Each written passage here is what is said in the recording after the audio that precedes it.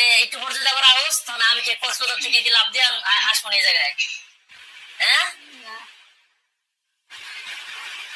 ওদের যত জাদু শক্তি আছে এগুলা কাটা হোক।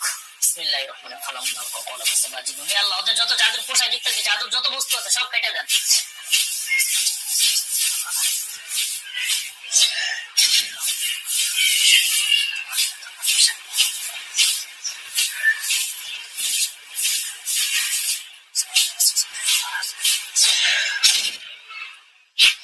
কি করবি গো?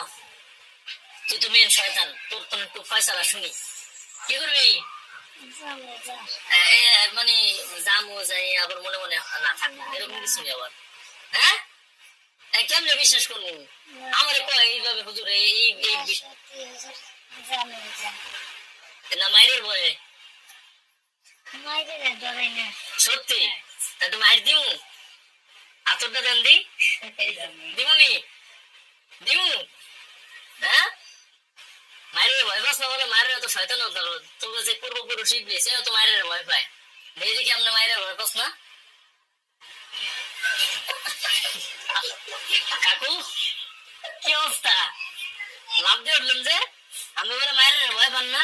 আমরা তো আতর দিছি, আমি বালিশ পিঠে না ভাই আছে এই সামনে দুর্বল পাইয়া আসছেন।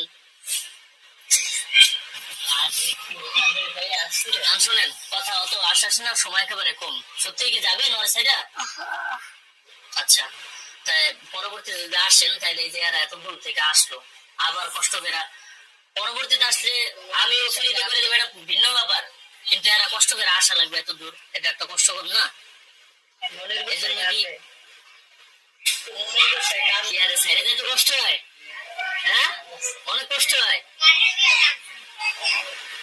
আমাদের আইব টের তো আগে থেকে পাইছে, ধুলাইছি না সন্ধ্যার পরে কিছু রুগী ধরাইছি না তোমরা।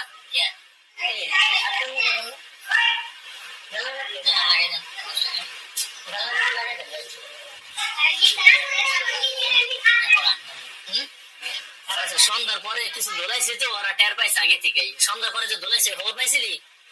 হ্যাঁ, খবর পাইছিলি?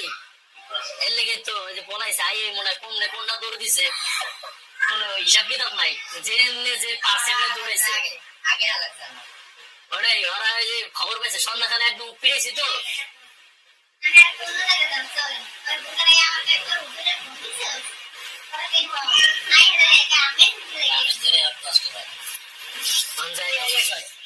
জীবনে যা কিছু করছো এর সাথে শারীরিক সম্পর্ক জড়িত হয়েছো না অনেকবার, এটা কি ঠিক করছো?